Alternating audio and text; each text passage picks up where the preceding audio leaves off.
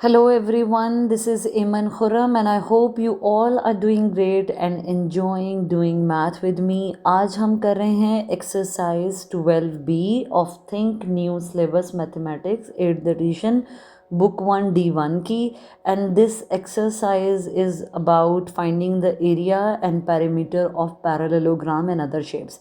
Question number 1 करेंगे. Question number 1 में उन्होंने हमें कहा है the figure shows a parallelogram ABCD where AB is 10 centimeter, BC is 6 centimeter. If DE is equal to 9 centimeter, तो find the perimeter and area of the parallelogram.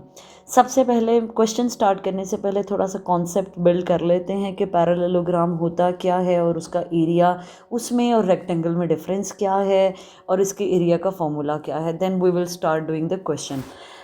जिस तरह हम सब फेमिलियर हैं रेक्टेंगल के साथ, तो रेक्टेंगल एक ऐसी शेप होती है ऐसे जिसकी लेंथ और ब्रेड्थ डिफरेंट होती है. ये आमने सामने की साइड्स बिल्कुल सेम होती हैं मेजरमेंट्स में.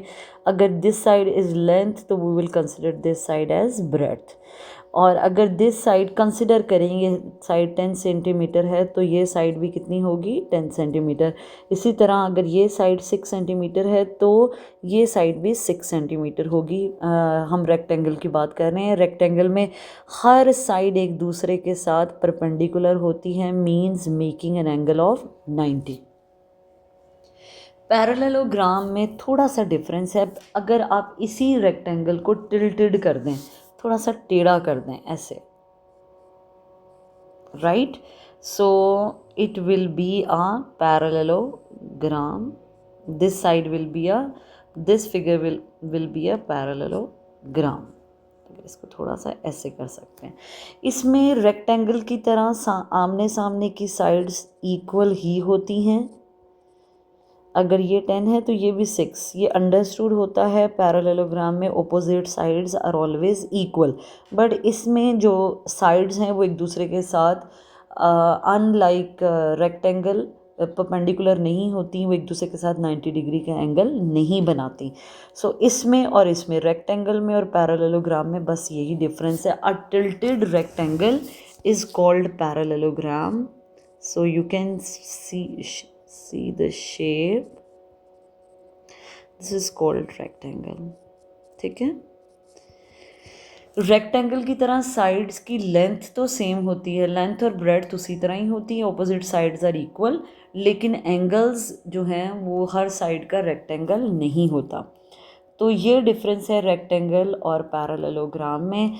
अब हमने देखना है पैरेललोग्राम का एरिया कैसे फाइंड आउट करते हैं. जैसे मैंने आपको अपनी प्रीवियस वीडियोस में बताया, हर शेप के लिए डिफरेंट फॉर्मूला होता है एरिया फाइंड आउट करने के लिए. तो इसी तरह पैरेललोग्राम का भी फॉर्मूला एरिया फाइंड आउट करने के लिए we have a separate formula. तो एरिया पैरेललोग्राम का कैसे फाइंड आउट करेंगे, उसका फॉर्मूला है breadth into base into height, base into height. Okay, height जिस तरह ट्रायंगल में हमने देखा था, हाइट हमने टिल्टेड हाइट नहीं लेनी. Height should always be perpendicular, right. Height हमेशा परपेंडिकुलर होगी और बेस वो साइड होगी जिसके ऊपर परपेंडिकुलर ड्रॉप करेगा. तो अगर फ़र्ज़ करें मैं आपको एक पैरेललोग्राम ड्रॉ करके दोबारा समझाती हूँ, इस कॉन्सेप्ट को एक्सप्लेन करती हूँ. फ़र्ज़ करें ये एक पैरेललोग्राम है और यहाँ से एक परपेंडिकुलर ड्रॉप हुआ है, ठीक है. तो ये हाइट होगी, ठीक है, लेकिन ये परपेंडिकुलर किस लाइन के ऊपर ड्रॉप हो रहा है, इस लाइन के ऊपर, इस लाइन के ऊपर. तो इस लाइन को अगर इसकी फ़र्ज़ करें इसकी मेजरमेंट है हाइट की 5 सेंटीमीटर और ये साइड है 10 सेंटीमीटर, ये साइड है 6 सेंटीमीटर. वापस उसी एग्जांपल पे जाते हैं, 10 और ये 6 सेंटीमीटर. अब ये परपेंडिकुलर जो ड्रॉप हो रहा है दिस इज़ हाइट, और ये ड्रॉप हो रहा है इस लाइन के ऊपर, तो हम 10 सेंटीमीटर वाली ये वाली साइड को हम बेस कंसिडर करेंगे. लेकिन अगर ये परपेंडिकुलर इस तरह ड्रॉप ना हो रहा होता, इस तरह ड्रॉप हो रहा होता इधर से इस साइड पे and making an angle of 90, तो इस टाइम ये परपेंडिकुलर है तो इसको हम हाइट कंसिडर करेंगे, लेकिन इस दफ़ा बेस इसको कंसिडर नहीं करेंगे because this perpendicular is not dropping on this line. इस दफ़ा वो किस लाइन के ऊपर ड्रॉप हो रहा है, इस लाइन के ऊपर, इस वाली लाइन के ऊपर। तो इस दफ़ा हाइट ये होगी जो भी गिवन होगी, और लेकिन बेस क्या होगी, 6 centimetre. This will be the base. हमने ध्यान रखना है पैरेललोग्राम का एरिया फाइंड आउट करने के लिए फॉर्मूला है बेस इनटू हाइट। बेस वो ही होगी जिसके ऊपर परपेंडिकुलर ड्रॉप होगा, और हाइट हमेशा परपेंडिकुलर होगी। ये फॉर्मूला ट्रायंगल के फॉर्मूला से काफ़ी सेम है। ट्रायंगल का फॉर्मूला था half into base into height. अगर मैं पैरेललोग्राम को ड्रॉ करूं, और इसका एरिया का मतलब जितनी इसने जगह ऑक्यूपाई की हुई है पैरेललोग्राम ने, वो होती है बेस इंटू हाइट। लेकिन अगर मैं उसको हाफ कर दूं, दिस वे, तो क्या ये वाली साइड एक ट्रायंगल है, ये वाली साइड एक ट्रायंगल है? Yes, this is a triangle. देखें यहाँ, यहाँ और यहाँ से अगर मैं येलो कलर यूज़ करूँ तो ये देखें, ये और ये, तो ये ट्रायंगल ही बनी। इसी तरह ये भी एक ट्रायंगल होगी। तो पैरेललोग्राम का एरिया का फॉर्मूला है बेस इनटू हाइट, लेकिन अगर ट्रायंगल की बात करें तो वो है half of base into height, यानी पैरेललोग्राम को हाफ कर दें तो ट्रायंगल। सो इस तरह एक ट्रायंगल के एरिया और पैरेललोग्राम के एरिया का कनेक्शन भी बनता है, राइट। अब क्वेश्चन नंबर 1 स्टार्ट करेंगे हम। तो क्वेश्चन नंबर 1, यही हमने ये कॉन्सेप्ट अंडरस्टैंड कर लिया कि पैरेललोग्राम का एरिया कैसे फाइंड आउट करना है, किसको हाइट कंसिडर करना है, किसको बेस कंसिडर करना है। तो keeping these things in mind we will do question number 1। तो क्वेश्चन नंबर 1 में again okay, so in question number 1 के पार्ट में उन्होंने हमें साइड्स दी हैं। अगर ये साइड ए बी 10 सेंटीमीटर है तो अंडरस्टूड है कि ये वाली साइड भी क्या होगी, 10 सेंटीमीटर। इसी तरह अगर बी सी 6 सेंटीमीटर है तो ए डी भी कितनी होगी, 6 सेंटीमीटर। और इसमें हमें ये जो परपेंडिकुलर दिख रहा है दैट इज़ 9 सेंटीमीटर, इसको हम हाइट कंसिडर करेंगे। और this perpendicular is dropping on side B C side पर ड्रॉप हो रहा है, तो बेस क्या होगा, 6 centimetre will be the base to find out the area of the parallelogram. इसमें उन्होंने हमें कहा है कि हमें पेरीमीटर फाइंड आउट करना है और एरिया। तो पहले पेरीमीटर फाइंड आउट करते हैं because this is the first part. Perimeter find out करने के लिए हम walking with the boundary, we will not go inside the shape, so we will start walking with the A part. A से B तक चलें तो कितना, 10 centimetre, plus B से सी तक चलें तो 6 सेंटीमीटर, सी से डी की तरफ चलें तो 10 सेंटीमीटर अगेन, और डी से ए की तरफ वापस चलें तो 6 सेंटीमीटर। और जब हम इन सारी साइड्स को ऐड करेंगे it will be 32 centimetre. So perimeter is 32 centimetre. Now we will find out the area. तो एरिया के लिए we know the formula that is base into height. Parallelogram का एरिया फाइंड आउट करने के लिए formula है base into height. Base वो side है जिसके ऊपर रेक्टेंगल ड्रॉप हो रहा है।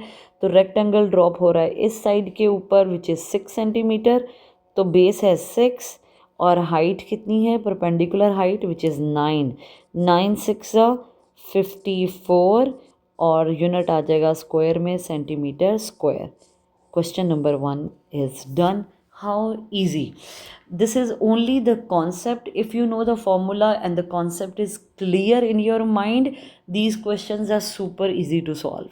चलें जी, अब क्वेश्चन नंबर 2 की तरफ आते हैं। क्वेश्चन नंबर 2 में they have given us some shape which looks like a parallelogram, लेकिन इसमें सारी साइड सेम हैं। सो ये एक यू कैन से दैट एक स्क्वायर है, टिल्टेड स्क्वायर। जैसे स्क्वायर में सारी साइड सेम होती हैं, इसी तरह जब हम स्क्वायर को थोड़ा टिल्ट कर दें, यानी कि साइड सारी सेम ही हो, स्क्वायर को थोड़ा सा टिल्ट कर दें, तो this shape is called rhombus. Tilted square को हम क्या कहते हैं, रोम्बस। तो इसमें उन्होंने हमें एक रोम्बस दिया है। इसमें इम्पॉर्टेंट ये है कि आपको पता होना चाहिए कि स्क्वायर की तरह इसकी सारी साइड्स इक्वल होंगी, लेकिन अनलाइक स्क्वायर इसके एंगल्स 90 डिग्री नहीं रहेंगे। बिल्कुल ऐसे ही जैसे रेक्टेंगल में सारी साइड्स के एंगल्स एक दूसरे के साथ 90 डिग्री थे, लेकिन पैरेललोग्राम में वो 90 डिग्री नहीं थे। इसी तरह स्क्वायर की सारी साइड सेम, स्क्वायर की तरह रोम्बस की सारी साइड सेम होंगी लेंथ में, लेकिन एंगल्स जो हैं वो 90 डिग्री का एंगल नहीं बनाएंगे, साइड्स एक दूसरे के साथ 90 डिग्री का एंगल नहीं बनाएंगी। तो the figure shows a rhombus WXYZ of length 5.6 centimetre. अगर एक साइड की लेंथ 5.6 है तो वी शुड नो कि रोम्बस का मतलब है कि स्क्वायर की तरह के फीचर्स हैं, इसमें सारी साइड्स 5.6 सेंटीमीटर ही होंगी। इवन दो उन्होंने नहीं बताया, लेकिन हमें ये अंडरस्टूड है, पता होना चाहिए कि सब साइड्स जो हैं वो सेम होंगी रोम्बस में। और साइड्स का हमें पता चल गया। और हाइट इसकी क्या है, if TU is 5 centimetre, perpendicular height उन्होंने दी है TU 5 सेंटीमीटर। तो हमने क्या करना है, हमने पेरीमीटर फाइंड आउट करना है और हमने एरिया फाइंड आउट करना है। पैरेललोग्राम और रोम्बस का एरिया फाइंड आउट करने का फॉर्मूला बिल्कुल सेम है। एरिया का फॉर्मूला इसका भी वही होगा, बेस इनटू हाइट, वही जो हम पैरेललोग्राम के लिए यूज़ करते हैं, रोम्बस के लिए भी we will use the same formula. तो सबसे पहले हम, जैसा फर्स्ट पार्ट में उन्होंने पेरीमीटर फाइंड आउट करने को कहा है, तो पेरीमीटर फाइंड आउट करते हैं। Perimeter again walking with the boundary, तो अंदर नहीं जाना शेप के, बाहर बाहर बाउंड्री के साथ साथ चलना है और उसको ऐड करते जाना है। W से अगर X तक मूव करें तो कितना, 5.6 सेंटीमीटर वॉकी, प्लस X से Y की तरफ जाएं तो 5.6 सेंटीमीटर। सिमिलरली Y से Z की तरफ जाएं तो 5.6 सेंटीमीटर, और अगेन फिर Z से W की तरफ तो इट विल बी 5.6 सेंटीमीटर। अब हम इन सबको ऐड करेंगे। इनको ऐड करने से आंसर आएगा 22.4 centimetre. That's how we will find out the perimeter of a rhombus, right. अब हम एरिया फाइंड आउट करते हैं। जैसा मैंने पहले बताया, एरिया का फॉर्मूला एग्जैक्टली सेम है। So area will be base into height. Base कितनी है इसकी, ये पर हाइट है 5 सेंटीमीटर, और बेस मतलब जिस लाइन के ऊपर परपेंडिकुलर ड्रॉप हो रहा हो, तो परपेंडिकुलर इस लाइन के ऊपर ड्रॉप हो रहा है, so we will consider it base. Even though उन्होंने इसकी मेजरमेंट नहीं बताई थी, बट वी नो रोम्बस की सारी साइड सेम होती हैं, तो this side will also be 5.6, तो बेस हो जाएगी 5.6। तो एरिया फाइंड आउट करने के लिए we will multiply 5.6 with 5 and our answer will be 28, और यूनिट स्क्वायर में आएगा सेंटीमीटर स्क्वायर। तो एरिया का आंसर आ जाएगा 28 सेंटीमीटर स्क्वायर। Very easy. अगर हमें हाइट पता है कि हमने किस चीज़ को हाइट लेना है और किस साइड को बेस लेना है, it is very easy to find out the area of parallelogram और रोम्बस। सेम फॉर्मूला है। अब आते हैं क्वेश्चन नंबर 3 की तरफ। Question number 3 is super super super easy. Again इसमें उन्होंने कहा है इस टेबल को कंप्लीट करें पैरेललोग्राम के लिए। Base is given, height is given, very easy to find out the area. अगर हम ए पार्ट सॉल्व करें तो हमें पता है एरिया का मतलब है base into height. So base है 12 और हाइट है 7, तो answer will be 84। Unit centimetre है तो सेंटीमीटर स्क्वायर। तो टेबल को फिल करते हैं, answer will be 84 centimetre square. Super easy. B part में उन्होंने क्या कहा है, उन्होंने पैरेललोग्राम की हाइट भी दी हुई है और एरिया भी गिवन है, लेकिन हमारे पास बेस नहीं है, हमने वो फाइंड आउट करना है। Very easy, we will use the same formula. So area कैसे फाइंड आउट करते हैं पैरेललोग्राम का, base into height. Area is given which is 42, base is we need to find out, so I will write base as B and height is 6 centimetre. तो मुझे find out करनी है base. 6 इधर multiply equal की opposite side पे जाएगा तो it will divide, और बेस आ जाएगी 6 1 6 6 7 42, So base will be 7 centimeter. Very easy, by using the same formula we can find out the missing side which is 7. हमने base find out कर ली जो है 7 centimeter. अब हम आते हैं थर्ड पार्ट की तरफ. थर्ड पार्ट में बेस भी गिवन है, इस टाइम बेस गिवन है लेकिन हाइट गिवन नहीं है, तो हम हाइट को फाइंड आउट कर लेंगे. और एरिया अगेन इस पार्ट में भी एरिया गिवन है विच इज़ 42.9. चलें जी, सी पार्ट स्टार्ट करते हैं करना. फॉर्मूला सेम है, area is equal to base into height. 42.9 I guess इन्होंने दी हुई थी, एक एरिया दिया हुआ था 42.9. 7.8 इसकी बेस है, 7.8 बेस है और हाइट हमें फाइंड आउट करनी है.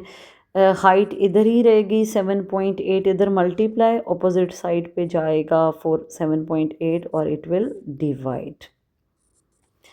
हाइट फाइंड आउट करने के लिए मैं डेसिमल्स रिमूव करती हूँ. 429 अगर मैं इसका डेसिमल ख़त्म करूँ तो I will have 10 in the denominator, और 7.8 का अगर मैं डेसिमल रिमूव करूँ तो I will have 10 in the numerator. 10 will cut the 10.